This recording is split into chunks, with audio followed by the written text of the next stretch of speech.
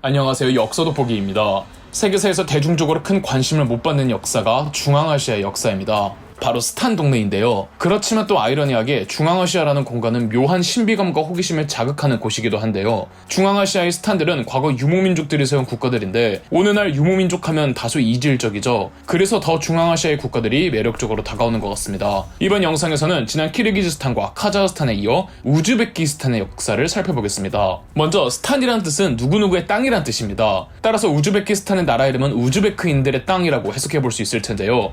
우즈베키스탄 역시 투르크계 민족 중 하나로, 다만 시베리아 남부 예니세이 강에서 발원한 키르기즈족이나 카자흐족과는 달리 우즈베키스탄은 카스피아에서 중국 사이에 흐르는 시르다리아 강에서 기원한 민족이랍니다. 이들은 중앙아시아에 군림했던 이슬람 왕조들의 지배를 받다가 13세기 몽골 제국이 유라시아를 호령할 때 몽골 제국의 네 한국 중 하나였던 킵차크 한국의 지배를 받았습니다. 킵차크 한국은 칭기스칸의 장남 주치가 분봉받은 영지를 바탕으로 주치의 아들 바투가 유럽 원정 후 4대 데칸을 옹립한 공을 인정받아 세운 한국이었습니다. 킵차크 한국의 9대 칸이 우즈베크 칸이었습니다. 킵차크 한국의 역대 칸들 중 재위기간이 가장 길었던 우즈베크 칸은 이슬람을 킵차크 한국의 국교로 공인하고 본국인 원나라와도 연을 끊어버렸습니다. 정확한 내막은 더 밝혀져야 하지만 오늘날 우즈베크인들의 우즈베크라는 명칭이 우즈베크 칸에서 유래했다는 설이 가장 지지를 받고 있습니다. 우즈베크의 뜻에 관해서는 더 많은 설들이 있는데 카자흐처럼 어디에 종속되지 않은 자유로운 존재라는 뜻이라는 설이 있고, 우즈베크가 투르크어로 우리들의 왕이라는 설이 있습니다. 합쳐본다면 어디에 종속되지 않은 자유로운 존재들이 우리들의 힘만으로 세운 왕이라는 뜻인데, 이러한 뜻이 나온 배경이 있습니다. 킵차크 한국의 지배에 불만을 가지고 있던 몽골족의 아불하이르 칸이 1428년 우즈베크인들이 몰려 살고 있었던 우즈벡 울루스를 데리고 킵차크 한국으로부터 독립하였기 때문이죠. 1466년에는 아불하이르 칸의 독립한 우즈벡 울루스에서 자니베크 칸과 케레이 칸이 다시 독립하여 이들은 카자흐족의 역사를 전개하게 되고요. 아불하이르 칸이 주치의 5번째 아들 샤이바니의 후손인지라 아불하이르 칸이 우즈베크인들을 데리고 나온 우즈벡 울루스를 샤이반 왕조라고도 부른답니다. 혹은 우즈베크 칸국이라고도 하죠. 하필 러시아에서부터 중앙아시아까지 지배하던 킵차크 한국은 15세기 중반 이리저리 찢어지고 쇠락하면서 결국 1480년 멸망하고 말았는데요. 킵차크 한국이 무너지자 그 공백을 꿰찬 건 티무르 제국이었습니다. 티무르 제국은 삽시간에 중동과 중앙아시아 일대를 장악해갔는데 티무르 제국의 건국자 티무르는 스스로를 징기스칸의 후예를 자처했습니다.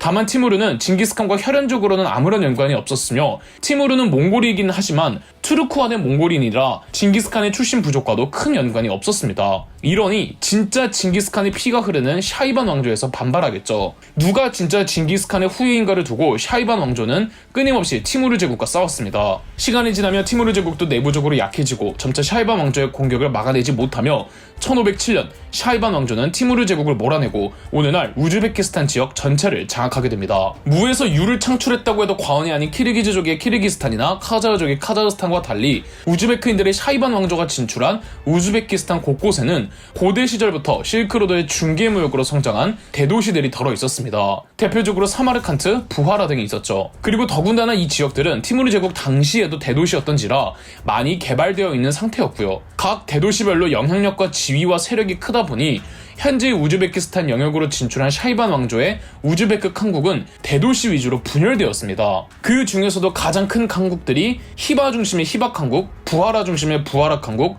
코칸트 중심의 코칸트 칸국이었으며 이 세 개의 칸국을 3대 우즈베크 칸국이라고 부른답니다. 각각 서부, 중부, 동부를 다스렸다고 보시면 되는데 사마르칸트는 부하라 칸국에 소속되어 있었으며 오늘날 우즈베키스탄에서도 타슈켄트는 코칸트 칸국에 소속되어 있었습니다. 동부에 있던 코칸트 칸국은 인접해 있던 카자흐스탄의 카즈흐 칸국과 끊임없이 싸우기도 했죠. 세 칸국 모두 그들이 이어받은 실크로드의 도시 부하라, 히바, 코칸트에서 계속 중개무역을 통해 부를 쌓아갔습니다. 특히 인도와 말무역이 가장 쏠쏠한 무역이었다죠. 다만 유럽의 서양 세력이 점차 신대륙을 발견해가면서 세계 무역의 초원이 아닌 바다로 넘어가면서 히바 칸국, 부하라 칸국, 코칸트 칸국의 무역 규모가 시간이 지나며 축소되게 됩니다. 히바 칸국의 경우 18세기 일시적으로 이란의 침입을 받아 이란의 지배를 받다가 19세기 초반 몽골족의 한 분파인 옹기라트 부족으로 왕조가 교체된 적이 있었고, 부하라 칸국도 같이 이란의 침입을 받아 이란의 지배를 받다가 역시 몽골족의 한 분파였던 망기트 부족으로 왕조가 교체되었습니다. 코칸트 칸국의 경우 몽골 서부의 준가르 제국과의 무역으로도 수익을 냈는데 준가르 제국이 청나라에게 멸망당하면서 돈줄이 끊기죠. 코칸트 칸국은 초기인 청나라와 싸우다가 북방에 더 사이가 안 좋은 카자흐 칸국 때문에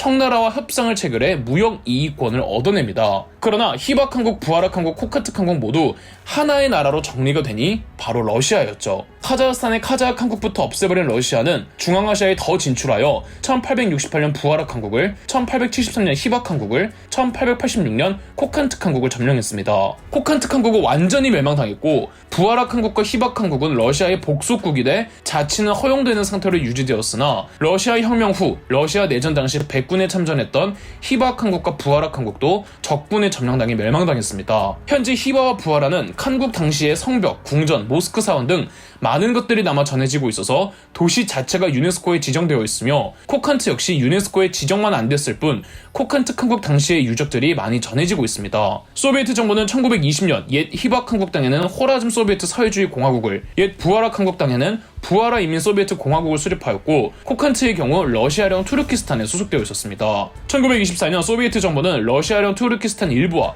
호라즘 소비에트 사회주의 공화국, 부하라 인민 소비에트 공화국을 우즈베크 사회주의 소비에트 공화국으로 합칩니다. 수도는 사마르칸트였으나 1930년 타슈켄트로 수도를 옮기죠. 1991년 소련이 해체되면서 우즈베크 사회주의 소비에트 공화국도 독립하여 오늘날의 우즈베키스탄이 되었고 수도는 그대로 타슈켄트로 삼았죠. 타슈켄트는 사마르칸트, 부하라, 히바, 코칸트만큼 역사적이고 거대한 도시가 아닌 러시아령에 속하면서부터 개발된 신도시 같은 곳입니다. 그래도 소련이 작정하고 개발한 도시였던 만큼 현대적 도시 개념에서는 좋은 평가를 받고 있는 도시이기도 합니다. 우즈베키스탄의 국기는 이슬람 국가답게 초승달을 그려넣었고 그 옆으로는 12개의 별을 그려넣었습니다. 국기의 색깔인 파란색과 초록색은 하늘과 풀을 상징한다고 하는데 어딘가 우즈베키스탄 곳곳의 실크로드 도시들에서 볼 수 있는 푸른색, 코발트색, 초록색, 옥색, 에메랄드색과 조응하고 있다는 느낌을 받습니다. 우즈베키스탄의 초대 대통령은 이슬람 카리모프입니다. 소련 시절 우즈베크 공산당 서기장 출신이며 독립 직전 대통령으로 선출되어 독립 후에도 초대 대통령으로 이어졌죠. 소련에서 독립한 다른 여느 중앙아시아 국가들의 초대 대통령들이 다 그렇듯 우즈베키스탄의 이슬람 카리모프도 독재자였습니다. 이슬람 카리모프는 각종 부정선거와 부정부패로 1991년 독립 후부터 2016년까지 집권했는데요.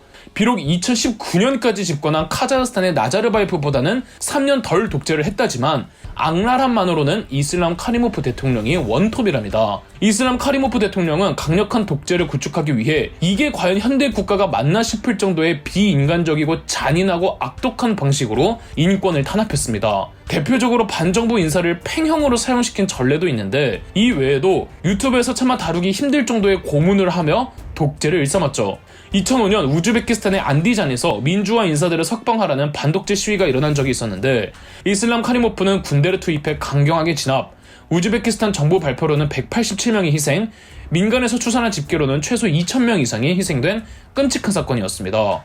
더군다나 우즈베키스탄의 주요 생산 및 수출품이 면화인데 이슬람 카리모프는 국가의 면화 산업을 강제 노역으로 충당하여 국가의 경제 수익에 아무런 도움이 되지 않았고 그나마 나는 수익은 전부 비자금으로 돌아갔습니다. 또 우즈베키스탄의 마피아를 키워준 장본인이기도 하죠. 2016년 이슬람 카리모프가 뇌출혈로 사망했고 이인자였던 샤브카트 미르지오예프가 2대 대통령이 되었는데 미르지오예프 대통령은 민주화를 약속하면서 면화 산업도 노동자에게 적당한 임금을 지불하면서 조금씩 독재를 완화해가고 있습니다. 미국은 우즈베키스탄을 러시아와 싸우기 위한 우방국으로 둘 생각이었으나 2005년 안디잔 학살 사건 이후로 완전히 둘 사이가 결렬, 이후로는 우즈베키스탄은 7러 방침을 고수하고 있으나 최근에는 미군이 조금씩 우즈베키스탄에게 접근하고 있는 추세랍니다. 우즈베키스탄 하면 또 하나 중요한 사회 이슈 중 하나가 카라칼팍스탄의 분리주의 운동입니다. 우즈베키스탄 서부에는 우즈베키스탄에 소속된 카라칼팍스탄 자치공화국이 있는데요. 카라칼파크이는 투르크계 소수민족 중 하나로 원래는 카자흐스탄에 있었으나 우즈베키스탄의 희박한국으로 넘어가 그곳에서 집단 거주지를 이루고 살고 있었습니다. 그러나 희박한국이 러시아로 넘어가면서 카라칼파크인들의 거주지도 러시아로 넘어갔고 소련은 그들의 땅에 카라칼파크 자치 소비에트 사회주의 공화국을 일시적으로 두기도 했었습니다. 그러나 카라칼파크 자치 소비에트 사회주의 공화국은 우즈베크 소비에트 사회주의 공화국과 투르크멘 소비에트 사회주의 공화국으로 찢어져 소속되면서 분단되고 말았는데요. 우즈베키스탄이 소련으로부터 독립할 때 20년까지만 카라칼팍스탄이 우즈베키스탄에 소속된다고 헌법으로 명시해 두었으나 오늘날 우즈베키스탄은 카라칼팍스탄의 독립에 입을 싹 닫고 있고 분리의 희망이 없어서 많은 카라칼파크인들이 해당 지역을 떠나고 있는 와중이랍니다. 그럼 역사 돋보기였습니다. 가장 쉬운 역사 첫걸음 역사 돋보기의 책이 나왔습니다. 초보자에서부터 역사를 좋아하는 사람들까지 모두 깊이 읽을 수 있는 역사 속 거장 16명을 통해 읽는 일종의 자기계발서입니다. 교보문고 알라딘 예스24에서 구매하실 수 있으니 많은 관심 부탁드리겠습니다. 저희 역사 돋보기가 멤버십 가입을 시작했습니다. 멤버십 가입을 해주신 분들 덕분에 영상 제작에 큰 도움이 되고 있습니다. 감사합니다. 영상 재미있으셨다면 구독과 좋아요, 알림 설정까지 해주시면 감사드리겠습니다.